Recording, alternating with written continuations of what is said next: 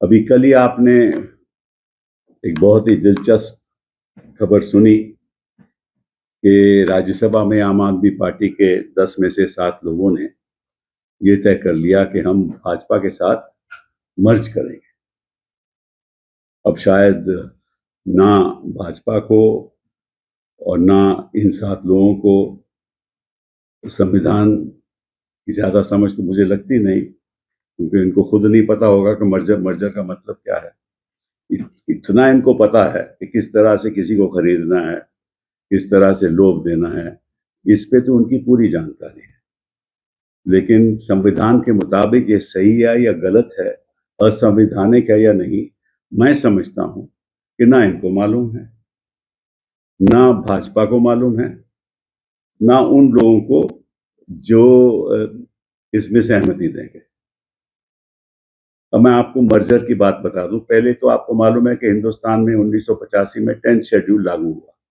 इसलिए लागू हुआ कि एक दल से लोग दूसरी दल में जा रहे थे और फिर वहां पद ले रहे थे। तो फिर लोगों ने सोचा, पार्लियामेंटेरियन ने सोचा कि कॉन्स्टिट्यूशनल अमेंडमेंट करके इसको रद्द करना चाहिए। मतलब कि जो ऐसा काम करे, वो आया राम गया राम कहते थे उस समय, जो ऐसा काम करे उसकी जो नागरिकता, उसकी जो मेंबरशिप है वो रद्द होनी चाहिए। तो फिर उसमें 2 प्रावधान रखे गए। एक तो अगर पार्टी स्प्लिट करती है, मतलब कि अगर मेरे 99 लोग हैं कोई भी पार्टी के, और उसमें 1/3 ये तय कर लें कि हम अलग होने जा रहे हैं, हाँ, तो वो अलग हो सकते हैं, लेकिन 1/3 होने चाहिए। फिर होता क्या था कि पहले 10 लोग करते थे स्प्लिट, और उनके खिलाफ अगर पिटिशन डाली जाती थी ये गलत है, तो स्पीकर फैसला नहीं करता था, क्योंकि स्पीकर तो उन्हीं का होता था जो सत्ता में है। फिर 10 लोग और स्प्लिट करते थे, फिर 20 हो जाते थे, फिर भी 33 नहीं होते, फिर भी स्पीकर फैसला नहीं करता था। फिर 13 और हो जाते थे, फिर स्पीकर कहता था ठीक है। तो ये मामला चलता रहा, और फिर मेंबर ऑफ पार्लियामेंट सरकारों ने सोचा था ये बिल्कुल गलत हो रहा है, मतलब कि उस समय इसको डिस्क्वालीफाई होना चाहिए, और फिर सुप्रीम कोर्ट की जजमेंट आ गई। तो जो 1/3 का जो प्रावधान था स्प्लिट का, वो रद्द कर दिया, उसको निकाल दिया 10th शेड्यूल से। अब एक और रह गया, मर्जर का। अब मर्जर का क्या मतलब है आपको मालूम है? मैं कहूं कि साहब, मैं मेंबर ऑफ पार्लियामेंट में कहूं मैं बीजेपी में मर्ज हो सकता हूं, ये तो नहीं हो सकता ना, ऐसे तो कोई भी मर्ज कर लेगा। तो संविधान में लिखा है, 10th शेड्यूल में लिखा है कि सबसे पहले पॉलिटिकल जो राजनीतिक दल है उसको फैसला लेना होगा कि हम इस पार्टी के साथ मर्ज कर रहे हैं, ठीक है। मतलब कि आम आदमी पार्टी को, क्योंकि तो आम आदमी पार्टी की बात है, अगर आम आदमी पार्टी ऑर्गेनाइजेशनल लेवल पे बैठक बुला के रेजोल्यूशन पास करके यह तय कर लें कि हम भाजपा के साथ as a political party merge करना चाहते हैं, ठीक है। एक दूसरे किस्म का मर्जर भी हो सकता है कि मैं और एक और पार्टी मिल जाएं, हम दोनों कहें कि हम मर्ज करना चाहते हैं, दोनों रेजोल्यूशन पास कर लें और नई पार्टी बना लें, ठीक है। तो पहला कदम होगा पॉलिटिकल पार्टी, राजनीतिक दल को मर्जर करने का। फिर बात आएगी कि जो सांसद में लोग बैठे हुए हैं, सांसद में है, जो संसद में बैठे हुए सांसद लोग हैं, उनका मर्जर कैसे होगा? पॉलिटिकल पार्टी तो मर्जर हो गया, समझ लीजिए उस पॉलिटिकल पार्टी के 10 लोग मेंबर ऑफ पार्लियामेंट है, लोकसभा के हैं। तो अगर वो 10 कहें कि साहब हम तो नहीं करना चाहते, तो उस समय तो वो मेंबर ऑफ पार्लियामेंट है ना। तो फिर इसमें लिखा है 10th शेड्यूल में कि उसके अगर 2/3 लोग, एक बार राजनीतिक दल का मर्जर हो जाए, उसके बाद 2/3 लोग मेंबर ऑफ पार्लियामेंट उस पार्टी के जो लोकसभा में होंगे, अगर वो रेजोल्यूशन पास कर लें तो उनका भी मर्जर हो जाएगा। लेकिन 1/3 का क्या होगा? अगर 10 में से 4 लोग कहें साहब, या 3 लोग कहें साहब हम नहीं मर्ज करना चाहते, तो फिर स्पीकर क्या करेगा? उनको एक सेपरेट रोल दे देगा, सेपरेट सिटिंग अरेंजमेंट भी दे देगा, वो अपने आप को इंडिपेंडेंट कर सकते हैं, क्योंकि 2/3 तो उस तरफ चले गए। तो इसका उल्टा नहीं हो सकता। मतलब पहले 2/3 राज्यसभा में या लोकसभा में मर्ज कर जाए, वो तो हो ही नहीं सकता, क्योंकि सबसे पहले तो पार्टी मर्ज करनी पड़ेगी। मैं आपको अब पढ़ भी देता हूं ताकि आपको समझ भी आ जाए जो मैं कह रहा हूं। ये संविधान में लिखा है, तो मैं सरल तरीके से आपको समझा देता हूं। ए member of a house shall not be disqualified under paragraph 1 of paragraph 2. Paragraph 1 of paragraph 2, where his original political party merges with another political party. मतलब कि एक पार्टी दूसरी पार्टी से मर्ज कर जाए तो वो डिस्क्वालीफाई नहीं होगा। So a member of a house shall not be disqualified under paragraph 1 of subparagraph 1 of paragraph 2, where his original political party merges with another political party, and he claims that he and any other members of his original political party have become members of such other political party, or as the case may be, of a new political party formed by such merger. मैंने समझा दिया। आप दूसरी party में चले गए या नई पार्टी बना ली, मैंने उदाहरण दे दिया आपको, ठीक है। पर पहले पार्टी का मर्जर होगा। have not accepted the merger and opted to function as a separate group, उस पॉलिटिकल पार्टी में भी अगर मेजॉरिटी कहे कि हम मर्ज करते हैं तो मर्ज कर लें, माइनॉरिटी के हम मर्ज नहीं करेंगे तो वो भी सेपरेट ग्रुप होगा, वो अपना नई पार्टी बना सकते हैं, ठीक है ना। और उस नई पार्टी में जो मेंबर ऑफ पार्लियामेंट है वो कह सकते हैं हम नई पार्टी के साथ जाएंगे, हम पहले मर्जर से नहीं मानेंगे। आगे पढ़िए। And from the time of such merger such other political party or new political party or group, as the case may be, shall be deemed to be the political party to which he belongs for the purposes of subparagraph 1 of paragraph 2 and to be his original political party for the purposes of subsection. मतलब अगर मर्ज बन जाओ तो आप नई party के आप सदस्य बन जाओगे, ठीक है। या बीजेपी में चलेगा तो बीजेपी मेंबर बन जाओगे, जैसे होता रहा। फिर for the purposes of subparagraph 1 of this paragraph, the merger of the original political party of a member of the house shall be deemed to have taken place if and only if not less than 2/3 of the members of the legislative party concerned have agreed to such merger. तो फिर आएगी बात, एक बार party merge कर गई, फिर आएगी बात कि भाई मैं तो मेंबर ऑफ पार्लियामेंट हूं, मैं तो आम आदमी का मेंबर था, पार्टी तो मर्ज कर गई बीजेपी में, तो मेरा क्या होगा। तो अगर 2/3 असेंबली मेंबर ऑफ पार्लियामेंट कहें कि ठीक है हम बीजेपी के साथ जाएंगे तो हो जाएंगे, लेकिन 1/3 कहेंगे हम नहीं जाएंगे, तो सेपरेट ग्रुप हो जाएगा। तो पार्टी का भी सेपरेट ग्रुप हो सकता है, मेंबर का भी सेपरेट ग्रुप। अब यहां क्या हुआ है कि राज्यसभा में 7 मेंबर आपके 2/3 मर्ज कर जाते हैं बीजेपी, तो सबसे पहले मर्ज कर ही नहीं सकते, ये 10 शेड्यूल के खिलाफ है। अब इस सरकार के पास बड़े बड़े अच्छे अच्छे वकील हैं जो बहस भी करते हैं सुप्रीम कोर्ट में, उनसे भी पूछा होगा इन्होंने।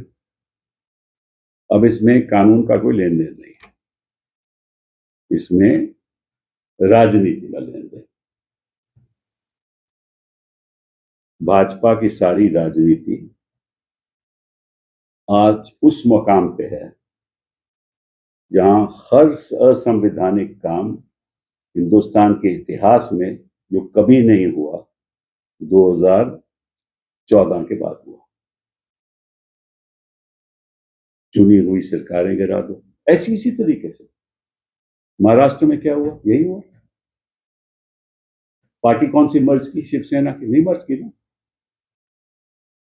फिर भी शिंदे साहब मंत्री बन गए, मान्यता दे दी उनको, क्यों मेहनत होगी। प्रॉब्लम हमारे देश में क्या है बता, राजनीतिक दल असंवैधानिक काम करते हैं, चेयरमैन जो स्पीकर होते हैं असेंबली के असंवैधानिक काम करते हैं, क्योंकि वो तो राजनीतिक दल के नुमाइंदे होते हैं, जो राजनीतिक दल कहेगा वही करेंगे, वो संवैधानिक काम करते हैं। कोर्ट फैसले नहीं करते, सालों साल फैसले नहीं होते, और फिर हमें आरोप लगता है कि हम बयान क्यों दे रहे हैं। हम सही बात करें तो आप लोग उसको चलाते नहीं हो, और जो गलत बात करते हैं आप 24 घंटे चलाते हो। यह मीडिया की राजनीति है। तो मीडिया में राजनीति और असंवैधानिक काम करके अपना सत्ता को मजबूत करना, लोगों को तोड़ देना, मजबूर करना, ईडी। अब इनके पीछे आपको मालूम है, मैं ज्यादा कुछ कहना नहीं चाहता, आपको मालूम है किन लोगों के पास ईडी पहुंच गई थी। सुना है थप्पड़ भी मारे थे, सुना है, मुझे पता नहीं मालूम। ठीक है।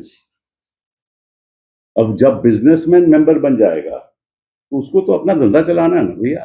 धंधा चलाएगा तो ईडी पहुंचेगी, ईडी पहुंचेगी तो दल बदलेगा।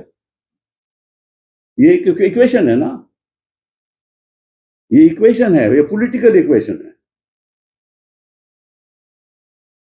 धंधा करके पार्लियामेंट में आओ, पार्लियामेंट के बाद धंधे करो, धंधा बढ़ाओ, धंधा बढ़ाओगे तो ईडी पहुंचेगी या सीबीआई पहुंच जाएगी, उसके बाद आप दल बदल दो और धंधा करो। यही हुआ ना राजनीतिक षड्यंत्र। मैं तो कहता हूं कि भाजपा को, इनके लोगों को, मतलब कि एक इनका म्यूजियम बनना चाहिए। हिंदुस्तान के इतिहास का 2014 का जैसे प्राइम मिनिस्टर का बना म्यूजियम, इनको म्यूजियम चलना चाहिए कि कितने धांधलेबाजी इन्होंने की है अपने राज्यकाल कार्यकाल में। मुझे हिंदुस्तान के इतिहास में ऐसा नहीं हुआ। और फिर ये जाके भाषण देते हैं, कभी विमेन रेजोल्यूशन बिल की बात करेंगे, वो भी असंवैधानिक। वहां जाके दीदी ओ दीदी ऐसी बातें करेंगे, वोट चोरी होगी, सीईसी को अपने पॉकेट में रख के जो उससे करवाना करवाएंगे। 27 लाख वोट लोग जो नागरिक हैं वो वोट नहीं दे सकते, उसका कुछ नहीं होने वाला। डिस्क्वालिफिकेशन पिटीशन तय ही नहीं होगी। अब मैं आपको शर्त से बोल देता हूं कि चेयरमैन साहब इसको एक्सेप्ट करेंगे। हम पहले तो हम तो खैर, मैं तो इंडिपेंडेंट मेंबर ऑफ पार्लियामेंट हूं, अपने आपके लोग इस पे डिस्क्वालिफिकेशन पिटीशन फाइल करेंगे। वो डिस्क्वालिफिकेशन की सुनवाई नहीं होगी, वो कहेंगे जी हमें जवाब देना है, उस पर महीने लग जाएंगे। इस बार अगर कोर्ट में जाएंगे बोले तो चेयरमैन साहब के साथ पेंडिंग है, हम क्या कर सकते हैं। पहले चेयरमैन साहब के वो कैसे कार्रवाई खत्म हो, फिर हम चेयरमैन साहब को कैसे मैंडेमस दे सकते हैं, ये तो असंवैधानिक है। तो उस पर बहस होगी, महीनों बाद बहस होगी। अगर डेट लगेगी तो, अगर डेट लगेगी तो ठीक है। अच्छा, बहस होगी तो फिर कहेंगे कि आप ऐसा है, मैंडेमस तो हम दे नहीं सकते, लेकिन हम आग्रह करेंगे चेयरमैन साहब से, यार फैसला जल्दी कर दो। तो चेयरमैन साहब थोड़ा बहुत और नहीं करेंगे तो क्या हो सकता है। ठीक है। अगर फैसला कर भी दें तो उनके पक्ष में करेंगे, तो ये तो नहीं कह सकते कि मैंने गलत किया था, उन्हीं के पक्ष में करेंगे। फिर उनके पक्ष में हम पिटीशन फाइल करेंगे 226, पहले सुप्रीम कोर्ट में करेंगे, कहेगा पहले 226 में जाओ हाई कोर्ट में। हाई कोर्ट में जाएंगे तो वो कहेंगे कि हमें 6 हफ्ते का जवाब चाहिए, 6 हफ्ते का जवाब चाहिए। उसके बाद कहेंगे कि यार ये बड़ा इंपॉर्टेंट मामला है, हम इसको जरूर, सुनवाई कभी होगी नहीं, वो महीनों भर सुनवाई नहीं होगी। अगर हो भी गई तो वो भी खिलाफ होगी। उसके बाद सुप्रीम कोर्ट जाएंगे, तब तक 4 साल बीत जाएंगे। ठीक है। और 4 साल के बाद वो कहेंगे कि हम आज को बड़ी जल्दी सुनेंगे, तो फिर 5 साल बीत जाएंगे, कहानी खत्म हो जाएगी। या इस बीच पंजाब में लोगों को तोड़ लेंगे, ये भी हो सकता है। पंजाब में लोगों को तोड़ लेंगे, तोड़ के वहां भी सरकार गिरा देंगे। उसके बाद इन्हीं लोगों की दोबारा इलेक्शन करा देंगे, ये चुन के वापस आ जाएंगे, फिर कहेंगे साहब इसको डिस्क्वालिफिकेशन का मतलब ही क्या है। ठीक है। मैंने आपको जो होने वाला है, मैं कोई ज्योतिषी तो हूं नहीं, लेकिन भविष्यवाणी आपको दे रहा हूं, यही होगा। इसका कुछ नहीं होने वाला, क्योंकि इतनी गिरावट आ चुकी है हमारी राजनीति में कि इसका सुधार नहीं है। सुधार तो यही हो सकता है कि आप लोग सही काम करो, जो स्टोरी चलानी चाहिए वो चलाओ। देखिए, हम सब का कर्तव्य है कि देश को बचाना, देश को बचाना। आप लोगों के भी बच्चे हैं, भविष्य है। ऐसा चलता रहा तो हिंदुस्तान का भविष्य खराब होगा तो आप लोगों का भी होगा। अगर ऐसा ही चलता रहेगा तो क्या होगा इस देश का? तो मैं तो आग्रह करूंगा, मुझे किसी ने बोला था कि भाई, मैं कोर्ट में ही किसी को सुन रहा था, कल जज साहब कह रहे थे कि भाई आप अपनी कॉन्शियंस के आधार पे काम कीजिए। एक पुलिसमैन को बोल रहे थे। तो इस देश में है किसी की कॉन्शियंस? चंद लोगों की होगी, मुझे तो ज्यादा दिखती नहीं है। तो आज मैं बड़े दुख के साथ आपके सामने आया हूं और यही पूछने आप लोगों से क्या होगा हमारे लोकतंत्र। बहुत बहुत